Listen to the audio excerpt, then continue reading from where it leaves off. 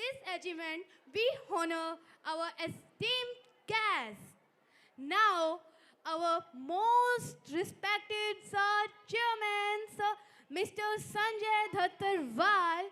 So now, please come. He's not the just chairman of the DCM school, but also a motivational speaker and a managing director of 3D Institute of Science. With a great respect, let's welcome our chairman, sir. Sir, please come on the stage to share their thoughts with us. Put your hand together.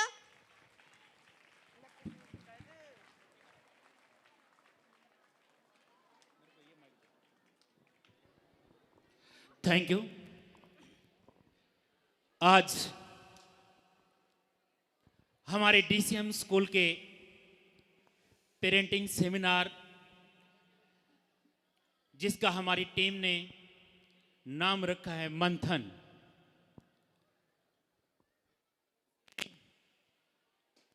हमारे बीच पहुंचे हैं हमारे बड़े भाई पूर्व मंत्री श्री देवेंद्र सिंह बबली जी। Clapping.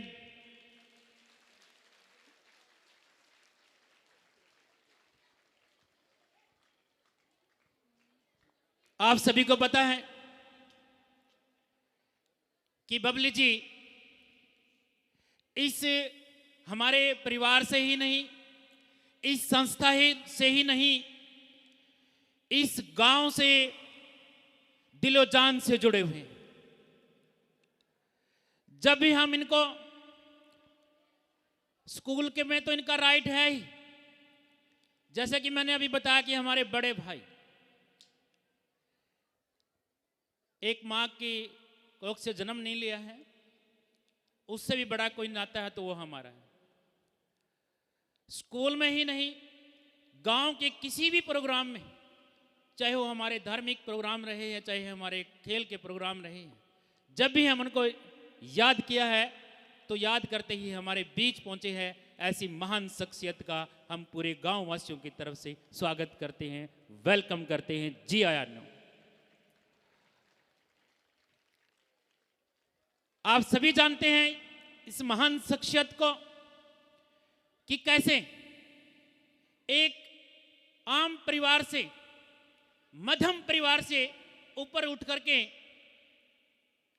अपने परिवार की लड़ाई लड़ी और ईमानदारी से, सच्ची नीयत से, अच्छी नीति से उस मुकाम तक पहुंचे कि अगर हम गुड़गांव दिल्ली में जाते हैं और बबली जी का अगर वहां नाम लेते हैं तो जो शब्द आपको सुनने को मिलेंगे वो शब्द सुन करके आपका सीना चौड़ा हो जाएगा कि बबली जी ये एक ऐसी महान शख्सियत है। इनके लिए एक बार फिर जोरदार तालियां हो जानी चाहिए। उसके साथ ही समाज सेवा के अनेकों कार्य, जिसमें शिक्षा के क्षेत्र में मंत्री बनने से पहले भी, चाहे हमारी महिला कॉलेज में बसें लगाने की बात हो, चाहे हमारी गरीब बच्चियों की फीस भरने की बात हो, पूरे क्षेत्र का एक भी बच्चा, कोई गरीब बच्चा ये नहीं कह सकता कि मुझे पैसों की वजह से मुझे ये स्टडी छोड़नी पड़ी, पैसों की वजह से मुझे ये नहीं कर पाया, पैसों की वजह से मैं ये नहीं कर पाया, क्योंकि उनका एक मसीहा देवेंद्र सिंह बबली टोहाना में बैठा था, उनकी आन बान शान वहां पे बैठी थी। इनके कार्य गिनाने लगूंगा तो शाम तक भी ये खत्म नहीं होंगे। शॉर्ट में ही बताऊंगा कि सामाजिक कार्यों में भी अव्वल रहे। जब इनको राजनीति में एक मौका मिला सिर्फ 26 महीने का, तो इस 26 महीने में दिखा दिया कि ये पॉलिटिक्स में भी कितना ईमानदारी से, सच्ची नियति और अच्छी नीति से काम कर सकते हैं। मैं कह सकता हूं ये राजनीतिक बातें नहीं करता, मैं एक्चुअल रियलिटी, एक शिक्षा के मंदिर में खड़े हैं, बिल्कुल सच्चाई बोल रहे हैं कि 26 महीने इनके एक साल रहे हैं, औरों के 26 साल शायद एक साइड में रहे होंगे। इतने विकास के कार्य इन्होंने किए हैं। शिक्षा के क्षेत्र में भी सरकारी स्कूलों में सभी में इतनी सुविधाएं दी है एक स्कूल में तो उन्होंने पूरे स्कूल में एसी तक लगवा दिए हैं बच्चों। उन इस महान शख्सियत के लिए जोरदार तालियां। और हमारे गांव की पावन धरती पर, इस स्कूल की पावन धरती पर और महान शख्सियत हमारे बीच, जिनको हम एक सोशल मीडिया के माध्यम से सुनते थे, जिनको हम अखबारों के माध्यम से सुनते थे, और जिनकी फैन फॉलोइंग आज लाखों में नहीं करोड़ों में है, वो महान शख्सियत भी हमारे बीच है, मिस्टर परमल सर और मैम बबीता त्यागी जी। मैं आपको बता देना चाहता हूं कि जैसे ही हमने इनसे छोटी सी रिक्वेस्ट डाली कि ऐसे ऐसे हमारे स्कूल में एक पेरेंटिंग सेमिनार है छोटा सा, जो हर साल एनुअल फंक्शन होता है, वो नहीं है, और उसमें हम चाहते हैं कि आप पेरेंट्स से रूबरू हो। ये ऐसे ऐसे विजय जी की मैं उनका भी धन्यवाद करता हूं कि उन्होंने जैसे ही हमारी रिक्वेस्ट गई तो जाते ही उन्होंने पहली ही रिक्वेस्ट पे यस कर दिया कि वहाँ देवेंद्र सिंह बबली जी आ रहे हैं तो हम भी आ रहे हैं, हमारे बच्चों को साथ रूबरू होंगे और पेरेंट्स के साथ भी रूबरू होंगे। तो ऐसी महान शख्सियत का भी हम वेलकम करते हैं, जी आया नू सैल्यूट करते हैं। हम मंत्री जी, हम टीचर्स, हमारी टीम यहाँ बच्चों की नर्सरी तैयार करती है। यहाँ इन बच्चों को एक प्लेटफॉर्म देते हैं और यहाँ से जब बच्चे हमारे 10th +2 पास आउट होकर के जाते हैं, वहाँ एक अच्छे अच्छे टेस्ट देने पड़ते हैं। और ICS कोचिंग सेंटर से पहले इसके लिए कोई इतना बड़ा अच्छा प्लेटफॉर्म नहीं था कि जो हमारे मध्यम परिवार के बच्चे इस तरह की एजुकेशन ले सकें जो आफ्टर स्कूलिंग उनको ज़रूरत होती है। तो मैं कहूँगा कि ICS कोचिंग सेंटर जब परमल जी ने ये प्लेटफॉर्म खड़ा किया तो पूरे हरियाणा में ही नहीं, राजस्थान, यूपी, पंजाब और दिल्ली में भी एक शिक्षा की क्रांति लेकर के आने का काम इन्होंने किया है। हमारे बच्चों ने वहाँ ICS कोचिंग सेंटर के थ्रू भी कोचिंग लेकर के, DCM स्कूल के पार्टिकुलर बच्चों की बात कर रहा हूँ कि अनेकों बच्चे अपने कोई ग्रुप C में अलग अलग कैटेगरी बनी हुई है, उनमें यहाँ से कोचिंग लेकर के वो वहाँ पे ज्वाइन किया है। इसके लिए भी इन्होंने इतना अच्छा प्लेटफॉर्म हमें दिया, कम पैसों में दिया और अच्छे टीचर्स दिए हैं। तो इसके लिए मैं इन महान शख्सियत का धन्यवाद करता हूँ, बहुत बहुत धन्यवाद करता हूँ। और योगेश जी साथ में विजय जी का और मेरे बड़े भाई विनोद बबली जी आए हैं, हम उनका भी तहे दिल से धन्यवाद करते हैं। और मेरे सामने ये जो इतनी अच्छी संख्या में हमारे पेरेंट्स आए हैं, हमारी मातृशक्ति आई है, बच्चों इनके लिए भी आप जोरदार तालियां हमारी मातृशक्ति और पेरेंट्स के लिए एक छोटे से बुलावे पर इतनी संख्या में हमें आशीर्वाद देने के लिए आते हैं, ये हमारा सौभाग्य है। हम जब टीचर्स की हमारी टीम जब मीटिंग में थे तो कहा कि सर इस बार हमारा जो प्रोग्राम बहुत छोटा है और जो पेरेंट्स कितने आएंगे, तो मैंने कहा कि चिंता मत करो, हमारा आपके जो कर्म ऐसे हैं, आपने ऐसे कर्म कर रखे हैं, हमारे बच्चों का भाग्य ऐसा है कि इस पूरे सेट में बैठने के लिए जगह नहीं रहेगी, आशीर्वाद देने के लिए हमारी इतनी मातृशक्ति और हमारे पेरेंट्स आएंगे, तो वही नज़ारा आप आपके सामने देख पा रहे हैं। और आज ही नहीं, जब भी हमारा कोई छोटा सा भी प्रोग्राम होता है, इससे भी छोटा प्रोग्राम होता है, तो सभी पेरेंट्स अपना राइट मानते हैं कि ये जो स्कूल DCM स्कूल है हमारा अपना स्कूल है, ये हमारा अपना स्कूल है। और इन बच्चों को आशीर्वाद देने, इस पूरी टीम को हौसला देने के लिए हमारा राइट बनता है, चाहे हमें कितना ही घर के जरूरी कार्य हो, वो सब छोड़ करके हम DCM स्कूल में पहुंचेंगे और उन बच्चों को आशीर्वाद देंगे। तो उसके लिए मैं आप सभी का बार बार धन्यवाद करता हूं और फिर मैं स्वागत करता हूं। और अब मैं आपका आज हमारा जो पेरेंटिंग सेमिनार मंथन, शिक्षा मंथन का हमने इसका नाम दिया है, तो मेरी प्रार्थना रहेगी सभी पेरेंट्स से कि मुझे 5 से 10 मिनट तक बड़ा ध्यान से सुनेंगे। हो सकता है कि किस पेरेंट्स को मेरी या हमारे बीच और भी हमारे वक्ता बड़े अच्छे अच्छे मैडम जी आए हैं, और उनकी क्या चीज़, कौन सी बात आपके कान में पड़ जाए और वो आपके बच्चे का भविष्य ही बदल दे, आपके बच्चे का भविष्य ही बदल दे। तो इसमें मंथन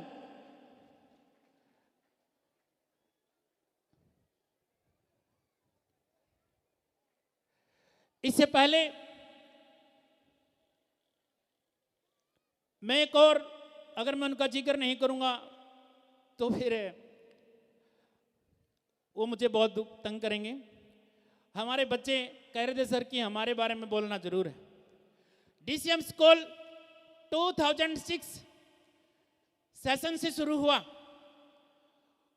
और अगर बच्चों की मैं अचीवमेंट की बात करता हूं, एकेडमिक पे आता हूं, 2006 से टिल नाउ बोर्ड रिजल्ट की मैं बात करता हूं, ऑन रिकॉर्ड बात कर रहा हूं। जितने 10th और +2 के हमारे बोर्ड रिकॉर्ड है, मैं पूरे क्षेत्र से कंपेयर करवा दूंगा। हमारे पास गजट पड़े हैं कि हमारे इन बच्चों ने इस हमारी पूरी टीम के सहयोग से, इनके आशीर्वाद से आज तक पूरे 18 साल में से 14 साल हमारा डीसीएम ओवरऑल रिजल्ट में अव्वल रहा है, पहले नंबर पे रहा है, पहले नंबर पे रहा है, पहले नंबर पे रहा है, पहले नंबर पे। बहुत मैं इस टीम का धन्यवाद करूंगा कि इतने अच्छे अच्छे स्कूल चार सराउंड एरिया में है, फिर भी सभी को मात देख करके 14 साल कंटिन्यू पहले नंबर पे बने हुए हैं, जिसमें हमारे स्कूल की छात्रा रीना रानी ने पूरे हरियाणा में झंडा गाड़ करके तीसरा स्थान प्राप्त कर लिया था। 500 में से 496 अंक लेकर के तीसरा स्थान प्राप्त किया था। और हर साल हमारे टॉप 10 की सूची में 3 से 4 बच्चे कम से कम रहते हैं। ये हमारे स्कूल के बच्चों की एकेडमिक अचीवमेंट है। उसके साथ ही इसके बहुत से बच्चे हमारे कंटिन्यू +2 में होते हुए एनडीए का टेस्ट हमारे बच्चों ने क्लियर किया है। बहुत बड़ा टेस्ट होता है, मैं पेरेंट्स को बताना चाहूँगा। और उसके साथ ही हमारे बहुत से बच्चे नीट क्वालिफाइड होकर के एमबीबीएस कर रहे हैं, डॉक्टरी का कोर्स कर रहे हैं, जिसमें हमारे कुलदीप, साहिल, मीनू रानी, ये सभी बच्चों ने हमारे डीसीएम के बच्चे हैं। एक बच्चा कुलदीप तो ऐसा है जिसने +2 के बाद कहीं भी कोचिंग नहीं ली, डायरेक्ट +2 के बाद डायरेक्ट उन्होंने अब नीट का एग्जाम दिया और चंडीगढ़ के जो मेडिकल कॉलेज है, जिसमें हमारे क्षेत्र के नाम मात्र ही कुछ ही बच्चों का एडमिशन होगा, वहाँ पे हमारे डीसीएम स्कूल का मदनपुरा के लोग यहाँ बैठे होंगे। कुलदीप वहाँ हमारा कोर्स कर रहा है, ये हमारे लिए बड़े गर्व की बात है। एक रिमोट एरिया के अंदर स्कूल है, यहाँ से इतनी बड़ी अचीवमेंट लेके जाना, ये हमारे लिए बड़े गर्व की बात है। उसके साथ ही जेई के एग्जाम में भी हमने झंडे गाड़ने शुरू कर दिए। हमारे स्कूल के करंट में 3 विद्यार्थी ऐसे हैं, जिसमें से 2 विद्यार्थी साहिल और आशीष, ये दोनों बच्चे ये मात्र कुछ पॉइंट से रह गए हैं। और हमारे स्कूल का छात्र विशाल, जो करंटली +2 में है, उसने जेई मेंस का टेस्ट क्लियर कर दिया है। एडवांस के लिए वो क्वालिफाई हो चुका है, एडवांस के लिए क्वालिफाई हो चुका है। और हमें पूरा विश्वास है कि वो एडवांस का एग्जाम भी क्लियर करके रहेगा। और अब मैं आता हूं स्पोर्ट्स पे। मुझे लगता नहीं कि आपको बताने की जरूरत है कि मैं परमल सर और मैम को बताना चाहूंगा स्पेशली कि ये करीबन 5 एकड़ का ग्राउंड आप देख रहे हैं। इसमें सुबह से शाम हमारे 7 NIS कोचेज है, जो इनको ट्रेनिंग देते हैं। और हमारी लड़कियां यहाँ, हमारा ये गांव लोकल एरिया में होते हुए, हमारा बिठमड़ा गांव थोड़ा सा और भी ज़्यादा है लोकल है में, यहाँ लड़कियों को खेलना तो बहुत दूर, शाम के टाइम घर से बाहर निकलना अलाउ नहीं होता था। जब मैंने इनसे एक रिक्वेस्ट की कि हमारा ये विजन है कि हम लड़कियों को भी आगे लेकर के आएंगे और ग्राउंड में ऐसे, तो कुछ पेरेंट्स ने हमारे ऊपर बहुत से पेरेंट्स ने विश्वास किया और कुछ ने हमें सुजेशन भी दिया कि बेटा लड़कियों को लेके जाना, इनको हमारी एक एडवाइस है कि खिलाए का नाम नहीं होता, रुआएगा जरूर हो जाता, वो आप ध्यान रखना है। वो बातें मुझे आज भी याद है और उन्हीं बातों को ध्यान में रखते हुए मैंने हमारे गांव और इस क्षेत्र की बेटियों को यह ग्राउंड पे लेकर के आया हूं। और ग्राउंड पे लेकर के यहाँ आते ही मैंने उनको एक बात बोली थी कि बेटा आएगा वो एक दिन जिस दिन आप पूरे विश्व को जीतेंगी और हम सूर्यवाड़ा चौक से लेकर के आपको यहाँ गांव तक ढोल नगाड़ों और फूल मालाओं के साथ लेकर के आएंगे। उस दिन वो मेरी बात थोड़ी सी इनको बहुत बड़ी लग रही थी, क्योंकि हमारी बेटियों ने कभी घर से बाहर निकल करके देखा नहीं था, हिसार कहाँ पे है ये पता नहीं था। उनके लिए वर्ल्ड जितना बहुत दूर ब्लॉक जितना मुश्किल था। उन बच्चों ने मेहनत की, कोच की अच्छी स्किल, उनकी अच्छी प्रैक्टिस, जिससे हम ब्लॉक भी जीते, डिस्ट्रिक्ट जीते, स्टेट और फिर नेशनल और फिर इंटरनेशनल एशियाड तक हम जीत करके आए हैं। हम सभी खेले, एथलेटिक्स में हम जीते हैं, हैंडबॉल में हम जीते हैं, बॉक्सिंग के हमारे मेडल हैं और खो खो में हमने पूरे वर्ल्ड में विश्व विजेता आपकी ये गुड़िया मीनू रानी बन चुकी है, मीनू रानी बन चुकी है। मैं हमेशा बच्चों को कहता था कि बेटा हमें उस दिन बड़ी खुशी होगी जिस दिन हमारे ही बच्चे जो हमारे स्टूडेंट हैं वो हमारे किसी फंक्शन में एक गेस्ट बन करके आएंगे। वो दिन हमारे लिए बड़ा महान दिन होगा।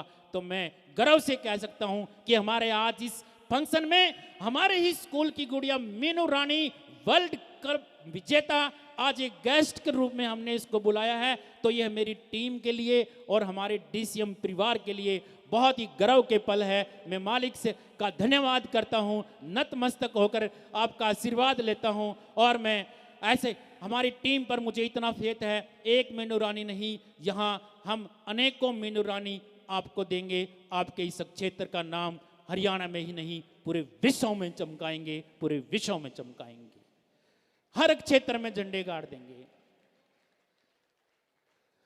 बच्चों ये मीनू रानी एक ऐसा एग्जाम्पल है। मैं मंत्री जी को भी बताना चाहूंगा, परमल जी को भी।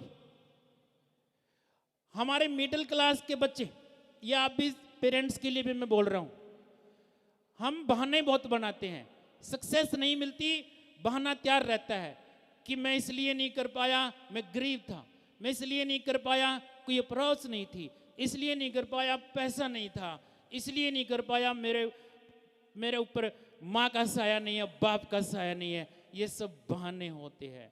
इन सब से ऊपर उठ के हमें एक मेहनत करनी होती है, एक चैलेंज एक्सेप्ट करना होता है, उसके ऊपर काम करना होता है। अगर वो हम करते हैं ना तो दुनिया की ताकत नहीं है आपको सक्सेस होने से रोक सकती है। ये आपके सामने मीनू है। मैं आपको बताना चाहूँगा, जब ये छोटी सी गुड़िया थी हमारे स्कूल में यहाँ खेलने के लिए सेकंड थर्ड की मैम जी, और ऐसा हादसा हुआ था, सेकंड थर्ड क्लास में आई थी, खेलते खेलते ये हमने देखा कि बच्ची में टैलेंट है, स्पीड है, मूवमेंट है, माइंड है।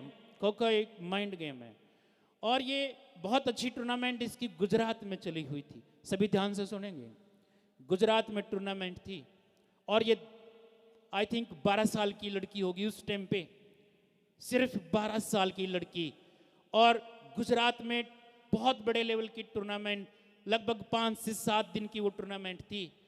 और ऐसा हुआ कि इन बिटवीन परमल सर इनके फादर साहब नहीं रहे, फादर साहब नहीं रहे, राजेश कोच हमारे साथ में थे। इनके मैं परिवार को भी सैल्यूट करता हूं, उनकी सोच को भी, कि उन्होंने बताया नहीं, हमारी डिस्कशन हुई कि हमारी बिटिया वहां खेल रही है, उनको ये पता चलेगा, एक 12 साल की बच्ची को ये पता चलेगा कि तेरा पिता नहीं रहा और तू गुजरात में खेल रही है। तो सभी के कॉम्बिनेशन से हमने इस गुड़िया को बताया ही नहीं, कोच को बोल दिया कि इसको कुछ नहीं कहना है, इसको ऐसे ही खेलते रहना है। इस गुड़िया ने ऐसा प्रदर्शन किया, वहां जितनी भी टीमें थी सबसे पहले नंबर पे हमारी मीनू रानी थी, हर पहले नंबर पे हमारी मीनू रानी थी। और जब ये गुड़िया घर पे आई एक 12 साल की लड़की जब सोच रही थी कि फूल मालाओं से मेरा स्वागत होगा, और हम भी हमारी फैमिली के साथ को साहब सभी, मेरी माताजी साथ में थी कि ये गुड़िया को संभालना बहुत मुश्किल होएगा। हम साथ में घर पे गए, जाते ही जब पता चला कि कहाँ उसका स्वागत होना था, कि 12 साल की लड़की ने, कि उसने अपने पिता का आखिरी बार चेहरा तक नहीं देखा, और वो जो सिचुएशन थी वो बहुत ही मैं कहूँगा एक अलग पल था। वहाँ पे इस गुड़िया ने जो मतलब इसके शब्द थे, जाते ही इसके आंसू नहीं रुक रहे थे कि ये क्या हो गया मेरे साथ, ये क्या हो गया है, मेरा सब कुछ बर्बाद हो गया। लेकिन हम सबकी एक मोटिवेशन से कि बेटा तेरा बाप, देखो ये तो संभव नहीं है कि वो वापस आ जाएगा, पॉसिबल नहीं है, वापस नहीं आ सकता है, आज तक नहीं कोई आया, लेकिन तुम उसको जिंदा कर सकती है अगर इतना ही आप उससे प्यार करती हैं। तो कैसे कि तुम अपने पिता का नाम अमर कर सकती है, एक मेहनत के साथ एक अपने इस गांव का नाम ऊंचा कर सकती है। प्यारे बच्चों, पेरेंट्स, इस गुड़िया के शब्द थे कुछ देर बाद कि सर मैं ऐसा कार्य करूंगी एक दिन कि मेरे पिताजी का नाम अमर हो जाएगा, लोग उसको, मैं ही नहीं लोग उसको याद करेंगे। और वो काम हमारी मीनू रानी ने किया। जब वर्ल्ड कप जीत करके आई, देश के प्रधानमंत्री नरेंद्र मोदी ने हमारी मीनू रानी को बधाई दी, हमारे गांव के बच्चे से लेकर बूढ़े ने पलखे बिछा करके स्वागत किया। इनके पिता का नाम रोशन है, अपने पिता का नाम रोशन किया। ये इन हालात, इससे मुश्किल हालात नहीं हो सकते बच्चों। इन ऐसे हालातों में आप देख, इन हालातों में भी मेहनत करके उस मुकाम को हासिल किया है कि आज हमारे देश का प्रधानमंत्री और पहला नागरिक राष्ट्रपति तक हमारी मीनू रानी को एक बधाइयां दे रहा है। इससे बड़ा काम और क्या हो सकता है? इससे बुरी परिस्थितियां नहीं आ सकती है। अब मैं पेरेंट्स से, शायद मैं आपका ज़्यादा टाइम ले रहा हूं क्योंकि बच्चों के प्रोग्राम चलते हैं, देखना पसंद करते हैं, लेकिन आज मुझे भी सुने, मेरी रिक्वेस्ट है आपसे, 5 से 10 मिनट लूँगा कि हमारी फर्स्ट प्रायोरिटी क्या होती है। हमारी फर्स्ट प्रायोरिटी, हमारा पहला सुख कहेंगे जिसको, पहला सुख निरोगी काया, हमेशा बोलता हूँ। सेकंड, हमारे बच्चे होते हैं। मेरी माता बैठी है इधर, हमारे बच्चे होते हैं। अगर वो सक्सेस है ना, हमारे पास दुनिया की सबसे बड़ी खुशी है, सबसे बड़ी खुशी। हम एक झोपड़ी, एक टूटी हुई झोपड़ी में भी बड़ी अच्छी नींद आ सकती है। एक सिंपल सी चटनी, एक चपाती रोटी हमें 5 स्टार होटल जैसी लग सकती है अगर हमारे बच्चे कामयाब है, हमारे बच्चे खुशी है। क्या मैं सही बोल रहा हूं? Yes no? ये सबसे बड़ा सुख है हमारा राइट बनता है कि इनके ऊपर हम काम करें। और इसके बाद में एक दूसरा क्वेश्चन है कि गृहस्थी जो है वो सबसे बड़ी तपस्या मैं कहता हूं। हमारे महापुरुष बुजुर्गों ने कहा है सबसे बड़ी तपस्या क्या है? गृहस्थी है। हमारे बाल बच्चों का लालन पोषण करना है, हमारे माँ बाप की सेवा करना है। इस बात को मानते हैं सभी?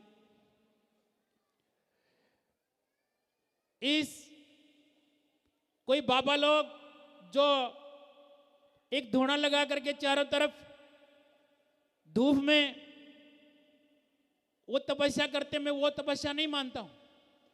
कोई ठंड में ऊपर पानी के टपके डाल रहे हैं, मैं वो तपस्या नहीं मानता हूं। हम तपस्या उसी को मानते हैं कि हमारे बच्चों का अच्छे से लालन पोषण करके, उनकी अच्छे से देखभाल करके, उनको कामयाब बनाएं, एक भारत देश का एक अच्छा नागरिक बनाएं, जिससे कि आपको उनका नाम लेते ही आपको भी गर्व फील हो कि हमारा बच्चा है, ये मेरा बेटा है, ये मेरी बेटी है, ये मेरी बेटी है। ये होना चाहिए, ये होना चाहिए। और इसीलिए कहूंगा कि हमारी जो रियल इन्वेस्टमेंट है वो हमारे बच्चे हैं, वो हमारे बच्चे हैं। कोठी, बंगला, प्लॉट, जमीन, ये सब बाद में, ये फेक है। पहली इन्वेस्टमेंट हमारे बच्चे हैं, हमारे बच्चे हैं। इनके ऊपर हमें काम करना होगा। जिन्होंने इनके ऊपर काम नहीं किया, जिन्होंने इनकी तरफ ध्यान नहीं दिया, जो अपने कामों में व्यस्त रहे, इनको दूर रखा, उनके लिए 5 स्टार होटल का खाना भी कुछ नहीं करेगा और बहुत बहुत बड़े बड़े महलों में आपको नींद नहीं आएगी। मैं गारंटी से कहता हूं, दावे से कहता हूं, दावे से कहता हूं।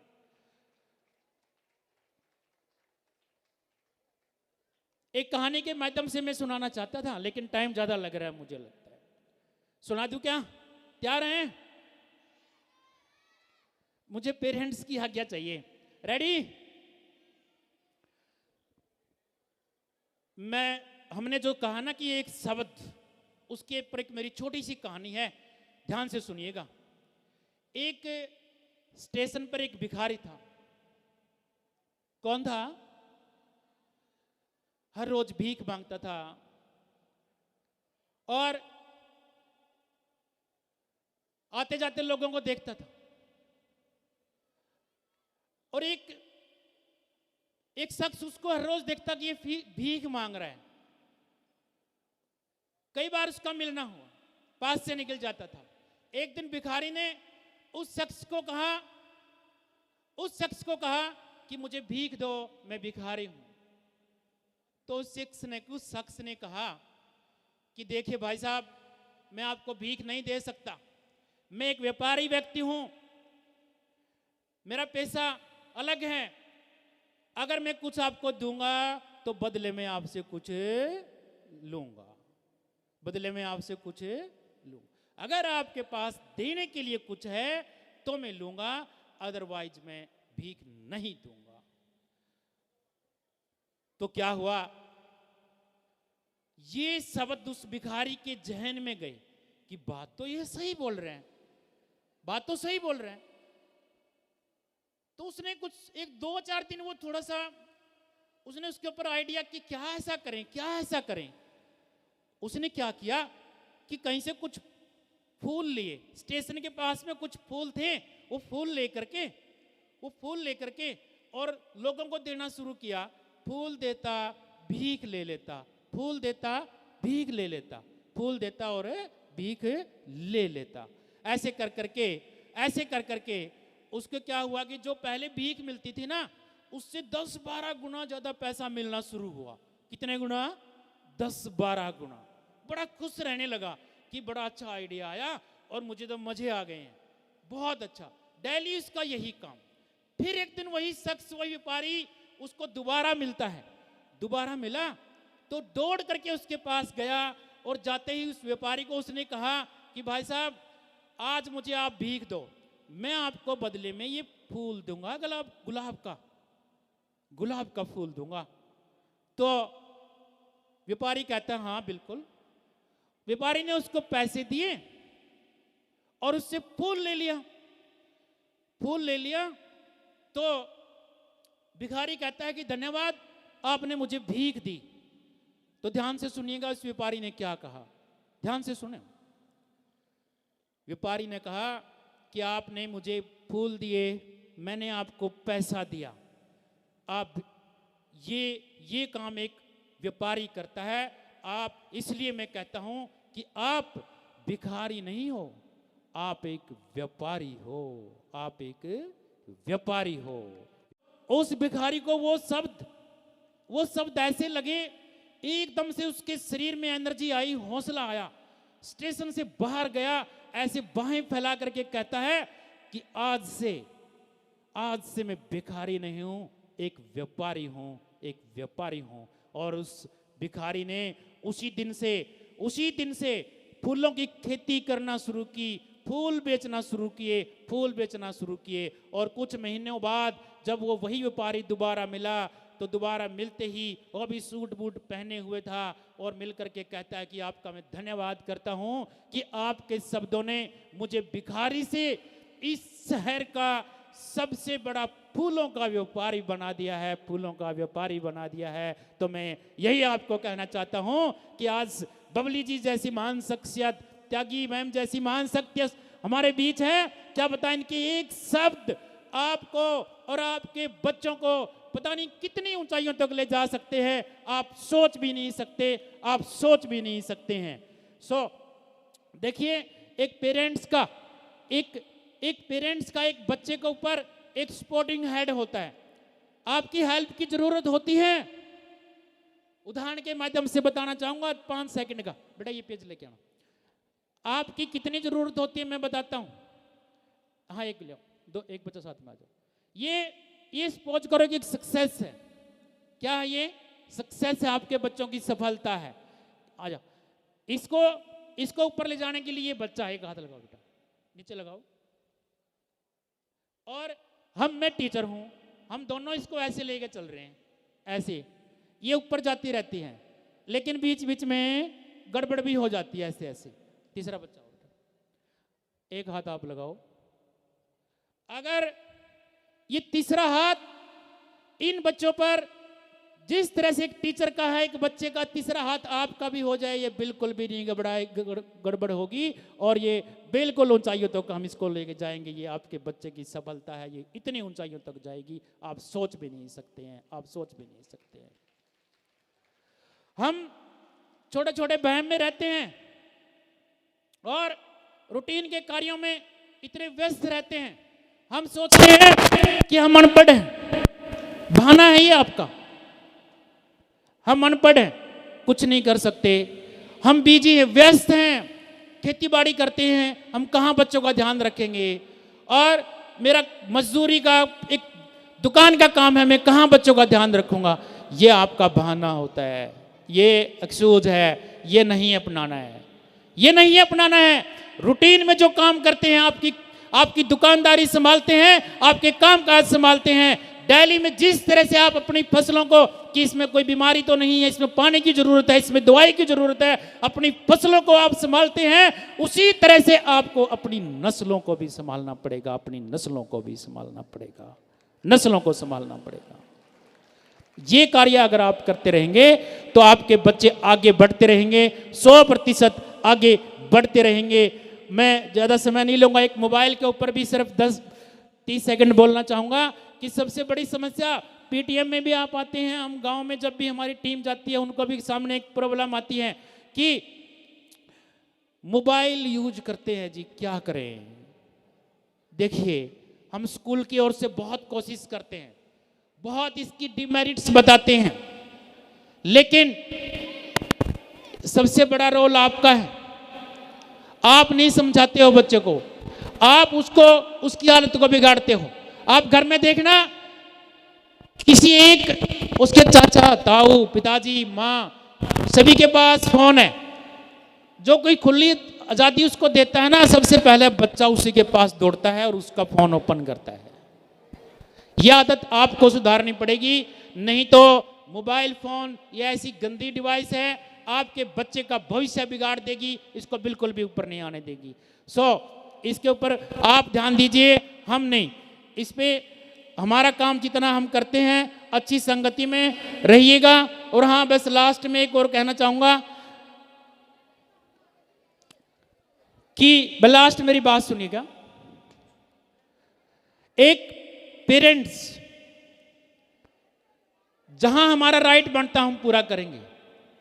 आप भी अपने बच्चे को समझाते रहिए, उसको ना तो ज्यादा हवा में फैलाएं कि तू सब कुछ करेगा, सब कुछ करेगा। और एक सबसे बड़ी कमी, एक पेरेंट्स के 2 या 3 बच्चे हैं, हमारे पास भी आते हैं, वो होशियार सिंह जी क्या बोलते हैं, आते ही कहेंगे कि ये 2 बच्चे तो ठीक है जी, ये तीसरा नहीं करता है, ये कुछ नहीं करता है, ये कुछ नहीं करेगा, ये कुछ नहीं करेगा। उस बच्चे के मन में ऐसा बैठा देते हैं कि मैं कुछ कर ही नहीं सकता हूं, जो कुछ करेंगे 2 ही करेंगे, मैं कुछ नहीं करूंगा। हर रोज उस बच्चे को जब ये बातें सुनने को मिलेंगी, हर रोज ये सुनने को मिलेगी, बेचारा क्या करेगा वो, हम भी कुछ नहीं कर पाएंगे, क्योंकि वो साइकोलॉजिकल बेचारा डिमोरलाइज हो चुका है। साइकोलॉजिकल डिमोरलाइज हो चुका है। इसलिए आप उस बच्चे को कहो कि तू इन दोनों बच्चों की तरह तू इनसे भी अच्छा करेगा, तू इनसे भी ऊपर जाएगा, थोड़ी सी कोशिश कर बेटा, थोड़ी सी मेहनत कर बेटा, उसके साथ बैठो, उसको समझाओ, गंदे बच्चों की संगति से, गंदी जगह से दूर रखो। आपके बच्चे, अगर आप उनको संगति नहीं देंगे तो आपका बच्चा गंदी संगति में जाएगा। अगर आप उनको अच्छी संगति, अच्छी बातें, माँ एक बच्चे को अच्छी बातें समझाएगी तो पक्का समझेगा। एक पिता अगर वो गलत चल रहा है, वो उसको टैकल करता रहेगा, समझाता रहेगा, धमकाता रहेगा, तो वो बच्चा पक्का ही अपने मिशन में कामयाब होगा और एक दिन भारत देश का नाम जरूर ऊंचा करेगा। माँ की बात हमेशा ध्यान रखना, माँ की बात और पिता की लात हमेशा बच्चे को ऊपर उठाती है, नीचे नहीं लेकर के आती है। हम कई बार गलत सोच जाते हैं कि क्यों पीछे पड़े हैं। बच्चों आप भी ध्यान से सुनो, आप भी कई बार गलत सोचते हैं कि मेरे पेरेंट्स ज़्यादा इंटरफेयर करते हैं, बीच में टोकते रहते हैं।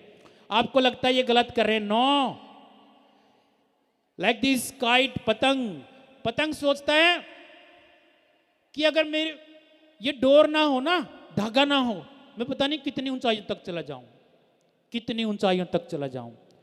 लेकिन अगर उस डोर को जब काट देते हैं ना, तो पतंग का क्या होता है आपको पता है? पतंग नीचे आता है। यही हमारे बच्चों का हाल होता है, आप देख लेना, यही हमारे बच्चों का हाल होता है। आप डरा मत करो, कंट्रोल रखो, उनको कंट्रोल रखना जरूरी होता है। कंट्रोलिंग में बहुत पावर होती है। जैसे कि एक गाड़ी होती है ना, कार होती है, उसमें ब्रेक किस लिए होते हैं? गाड़ी को तेज दौड़ाने के लिए या कम दौड़ाने के लिए? कंट्रोल करने के लिए। बहुत से लोग कहेंगे कि उसको रोकने के लिए होते हैं। नहीं, रोकने के लिए नहीं होते हैं। गाड़ी के ब्रेक उसको तेज चलाने के लिए होते हैं, उसकी स्पीड बढ़ाने के लिए होते हैं। सपोज करो कि अगर गाड़ी के ब्रेक ही ना हो, अगर ब्रेक ही ना हो तो क्या उस कार को दौड़ा पाएंगे? नहीं दौड़ा पाएंगे। तो वो जो ब्रेक का काम करो, आप इनके ऊपर ब्रेक का काम करो, उस पतंग की डोर का काम करो और इनको अच्छी संगति में रखो, अच्छी परवरिश करो। मैं दावे से कहता हूं डीसीएम स्कूल के प्रांगण में खड़ा होकर के आपका एक एक बच्चा ऐसा काम करेगा कि उसका काम सुन करके, उसका काम देख करके आपका सीना गर्व से चौड़ा हो जाएगा कि ये हमारा बच्चा है, ये हमारा बच्चा है। एक पड़ोसी, देखिए अगर ये चीजें आप रख लेंगे, एक पड़ोसी होता है, उसका बच्चा जब कभी जॉब पे लगता है ना, आपको टाउंट करने आते हैं, टाउंट करने भी आते हैं कि मेरा बेटा लग गया है, मेरा बेटा लग गया है। मैं दावे से कहता हूं अगर मेरी बताई हुई इन बातों को फॉलो करोगे, इन बातों को फॉलो करोगे ना, उस पड़ोसी को दावे से कह देना कि तेरा बेटा शेर है ना, तेरा बेटा शेर है ना, तो मेरा बेटा बब्बर शेर है, बब्बर शेर। एक दिन देखना, इससे भी बड़ा करके दिखाएंगे हम, दावे से कह देना। दुनिया की ताकत नहीं है कि रोक पाएगी, कौन नहीं रोक पाएगा। और जिसकी देख रेख करते हैं ना, संभाल करते हैं, उसके रिजल्ट आते हैं। अगर हम एक्सरसाइज बाजू की करेंगे तो बाजू मजबूत होगी, और टांग की करेंगे तो ये मजबूत होगी। और इसका रिजल्ट भी है आपके सामने कि हमने लड़कियों की तरफ ज्यादा ध्यान रखा है। स्कूल से जाते ही मंत्री जी, अगर कोई लड़की 5-10 मिनट लेट हो जाती है ना, 10 फोन आ जाते हैं स्कूल में कि बच्ची नहीं पहुंची, बच्ची नहीं पहुंची। और जब लड़का चाहे वो आधा घंटा लेट है, फिर भी फोन नहीं आते हैं, फिर भी फोन नहीं आते हैं सुरेश जी, फोन नहीं आते हैं।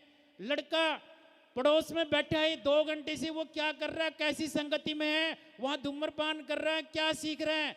जब पूछते कहां था, वहां था, पूछते ही नहीं है कि किसके पास था, क्यों नहीं था। जो पेरेंट्स पूछते हैं, ध्यान रखते हैं, उनके रिजल्ट अलग है, और जो नहीं पूछते हैं, टाल मटोल करते हैं, उनके बच्चों में समस्या है। लड़कियों पे आपने ध्यान दिया तो ये रिजल्ट दे रही है। हरियाणा बोर्ड के हो चाहे सीबीएसई के हो, टॉप 10वीं +2 से लेकर के नीट IIT तक टॉप 20 में से आपके सामने 13 से 14 लड़कियां आपको अव्वल मिलेगी, लड़के सिर्फ 5 से 6 मिलेंगे, क्योंकि उसके ऊपर आप काम नहीं कर रहे हैं, काम नहीं कर रहे हैं। ये देखभाल का, केयरिंग का रिजल्ट है, ये रिजल्ट है। तो मैं अंत में ज़्यादा समय ना लेते हुए कहूँगा कि हमारे बच्चों के लिए बहुत सक्सेस कर रहे हैं। होशियार सिंह जी बैठे हैं, दोनों बच्चे मेरे स्कूल में पढ़े हैं, रविंदर प्रमोद। आज इसका सीना गर्व से चौड़ा होगा कि दोनों बच्चे इसके बहुत अच्छे से सेटल हैं, पंचकुला में जॉब कर रहे हैं। और एक आम गरीब घर से एक अच्छे लेवल की जॉब मिलना, ये हमारे लिए एक भगवान से कम नहीं होती है। सुभाष जी साइड में बैठे हैं, हमारे स्कूल के अनेकों बच्चे अभी देख रहे हैं कि कोई कोचिज, 4 कोच डीसीएम स्कूल के इस गांव के हैं, 4 कोच। देखिए, हमारे इन कोचों की मेहनत से ही, इन बच्चों की मेहनत से ही आप बिठमड़ा वासी कह सकते हैं कि हम विश्व विजेता गांव बिठमड़ा के, विश्व विजेता गांव बिठमड़ा के वासी हैं। गर्व से कह सकते हैं, पूरे विश्व के इतिहास में आपके गांव का नाम छप चुका है, पूरे विश्व के इतिहास में। और मुझे मेरी पूरी टीम पर भरोसा है कि आपने जो हमारे ऊपर विश्वास करके जो ये बच्चे भेजे हुए हैं ना, अगले 5 साल तक देख लेना, रिकॉर्ड कर लेना, अगले 5 साल तक आपको वो रिजल्ट मिलेंगे जो आपने सोचे हैं। कहीं आपने जो विजन समझा है, सोचा है, उससे भी ऊपर जा करके आपके बच्चे काम करेंगे, और आपका ही नहीं, पूरे गांव, क्षेत्र और इस भारत देश का नाम ऊंचा करेंगे। इन्हीं शब्दों के साथ एक बार फिर मैं आज आए हुए हमारे मेहमान और हमारे पेरेंट्स जो मेरे भगवान हैं, और हमारे ये प्यारे प्यारे बच्चे जो इस शिक्षा मंथन प्रोग्राम में पहुंचे हैं, आज मैं आप सभी का तहे दिल से धन्यवाद करता हूं। जियानु स्वागतम, धन्यवाद।